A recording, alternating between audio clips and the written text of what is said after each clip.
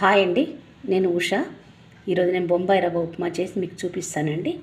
దీంతో ఒక కప్పు తీసుకున్నా అండి, ఇది పావు కేజీ. దీన్ని కొంచెం వేయించుకోవాలండి, లో ఫ్లేమ్ పెట్టి వేయించుకోవాలి రవ్వను.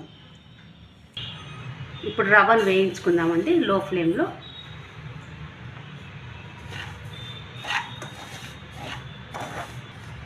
రవ్వ ఒక 4 మినిట్స్ వేయించుకోవాలండి మనం లో ఫ్లేమ్లో. ఇక స్టవ్ ఆఫ్ చేసుకుందాం. ప్యాన్ హీట్ ఎక్కిందండి, నేను దీంతో 2 వేసుకుంటున్నాను ఆయిల్.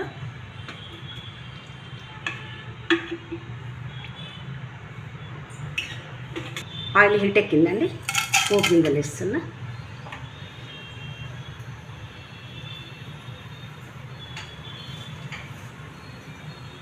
ఎండుమిర్చి యాడ్ చేస్తున్నాండి.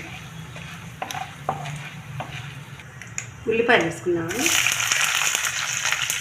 కరివేపాకు, అల్లం ముక్కలు, పచ్చిమిర్చి, జీడిపప్పు అండి.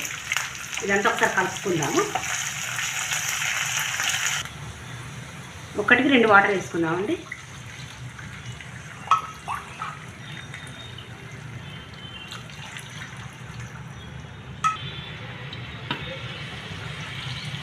తగినంత సాల్ట్ యాడ్ చేసుకుందామండి.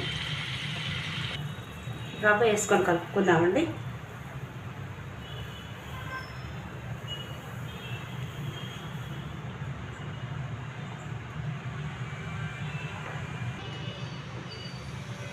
కొద్దిగా నెయ్యి యాడ్ చేసుకుందామండి,